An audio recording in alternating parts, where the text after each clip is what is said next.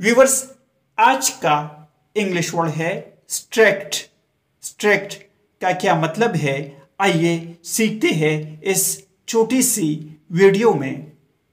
Strict का मतलब है कसा हुआ, सख्त, कड़ा या सख्ती करने वाला। आइए इस वर्ड को सेंटेंसेस में इस्तेमाल करते हैं।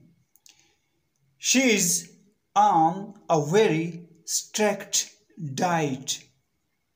इसका मतलब है वो बहुत सख्त ग़िज़ा पर है। He is very strict with his students. वो अपने तलबा के साथ बहुत सख्त है।